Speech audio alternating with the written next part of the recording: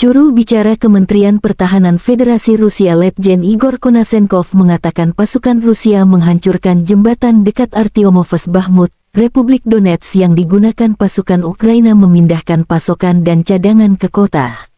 Pasukan Rusia menghancurkan hingga 300 tentara Ukraina dan tentara bayaran asing, 7 kendaraan, peluncur roket ganda Grad dan howitzer self-propelled Achacia di DPR.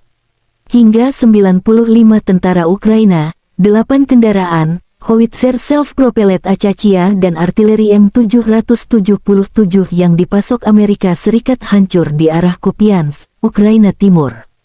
Pasukan Rusia juga menghancurkan lebih dari 90 tentara Ukraina, 6 kendaraan dan howitzer M777 yang dipasok Amerika di Donetsk Selatan dan wilayah Zaporozhye. Secara total, 418 jet tempur, 230 helikopter, 3.963 kendaraan udara tak berawak, 421 sistem rudal pertahanan udara Ukraina dinetralkan, juga 8.992 tank dan kendaraan tempur lapis baja lainnya, 1.096 kendaraan tempur yang dilengkapi dengan MLRS, 4.739 senjata dan mortir artileri lapangan, serta 9.986 unit militer khusus kendaraan dihancurkan sejak awal operasi militer khusus.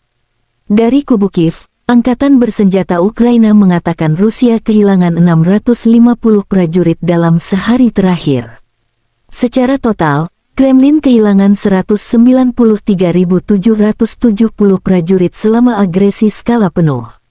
Tentara Ukraina juga menunjukkan rekaman penghancuran tentara Kremlin di beberapa daerah. Serangan balik Kiev sementara dimulai. Menurut laporan yang tidak terklasifikasi, serangan balasan Ukraina di wilayah Zaporozhye dikuasai Rusia terus berlanjut. Konflik Rusia dan Ukraina berlangsung selama 436 hari. Masih belum ada kesepakatan damai antara kedua belah pihak.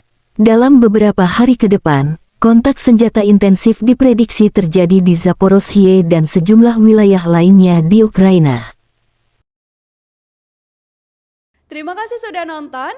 Jangan lupa like, subscribe, dan share ya.